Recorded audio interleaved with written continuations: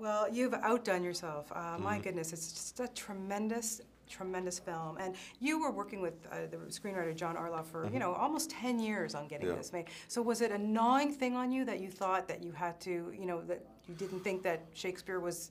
Well, when you as a director found like a project which you really think is important, and you just cannot get it out of your head, and just every time a movie comes around, you want to do that movie, and then people say, well, you cannot do that movie, you should do that movie. You get stubborn, and only with stubbornness this movie got made. And actually it was also the good luck that I made it so late, because if I would made it like kind of 6, 7 years ago, when I wanted to make it, the technology was not there yet, and we would have done a lot of stuff with models, and it would have not been as good as what we could do now. Yeah, your casting is brilliant, and I want to first talk about Rhys, because he is just outstanding, and of course we all know him for some comedic things that he does, but how did you know he was going to be the right guy to play this?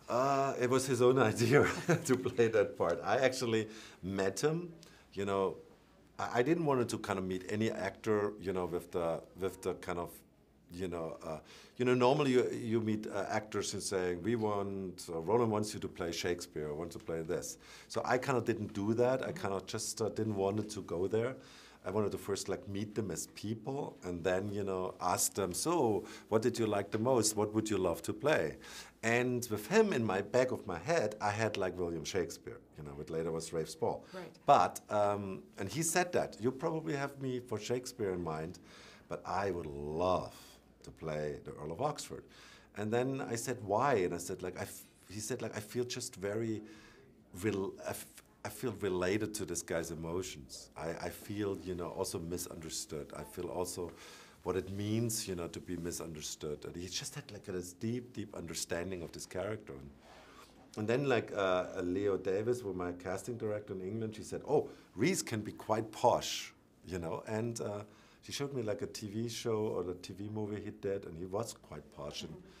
And then we tested him, and we were like kind of blown away. Yeah, he was. Okay, I have to ask you, because you have one of the best Shakespearean actresses in this movie, Vanessa Redgrave. She can speak Shakespeare and make you think that you're understanding what you're, How was what was her reaction to the storyline here? Because... Well, I knew through her daughter, which I know quite well because I shot with her before, that like Vanessa only plays what she believes in. So I knew I wanted to have her for Queen Elizabeth, and we showed a quite different Elizabeth than you had ever seen. So I was like quite nervous, and I said, will she agree? And when she sat down, she said, I asked her, so how you like the script? And then she said, well, I like it very much because the first time it feels like the truth. Because she is like a puppet of the Cecils. She always was a puppet. She was like slightly demented when she was older. I will like kind of, I think we should make this even stronger. I said, yes. You know what I mean? It was just like kind of the match in heaven, And then, I mean, she was on me, the whole shoot, And, every line I had to fight over because she's very, very kind of opinionated. Oh. But I think that's why she also is so good. Yeah. Because she is like really internalizing this all, and then it comes out. How do you think Shakespearean purists are going to feel about this? Well, there's some Stratfordian have seen the film and like it, despite the fact that they think it's like kind of all nonsense. Because the world is this, they say like kind of they have never seen theater as accurately portrayed like in other movies. Others like they don't see the movie. They're like kind of so angry that they shut off like. But by the moment like kind of. Ralph's Ball comes out and takes credit for the Earl of Oxford, you have lost them long. They're like kind of foaming out of the mouth, they're like probably shake their heads, It's just that it's interesting how author, which lived 400 years ago, can cause this kind of passion. Yeah, I have to talk visual effects because they are spectacular, and as I said, it's so hard to realize that this is not real, none of it. It's all about the software. Can you talk about how important that software was to you making this movie? It's just like kind of, they're always like kind of people were talking, one day, visual effect will help to make movies cheaper. And the movies got more and more expensive because of visual effects. And this is actually a movie which proves it, that you actually can make a movie with great visual effects, you know, big looking, but cheap. Much cheaper than when you would build it. And I think I think this is like kind of, a lot of people will think about this movie very, very carefully and come probably to me and said, like, how could you do this movie for $30 million?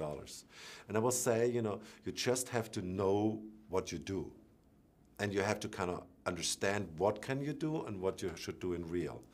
And it's amazing what you can do in visual effects. Well, and also use smaller crew too, like exactly, the less people. A smaller crew.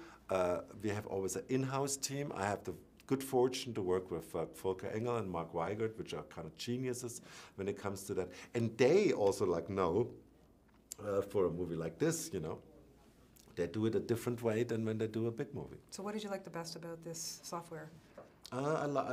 Just that it exists, you know, just as it exists. Yeah, that's amazing. So hopefully you'll be making lots more with it. Yeah. Well, we hope so. You are fantastic, but don't stop blowing things up because we do like that too. Yeah. Okay. But like my next film will be a science fiction thriller, a medical science fiction thriller. So that's like a totally different Roland Emmerich again. Well, good. We love it. Keep us guessing. This is absolutely phenomenal. We will see you at the Oscars next year, no doubt in my mind. Okay. Thank you so much. Thanks. Thank you.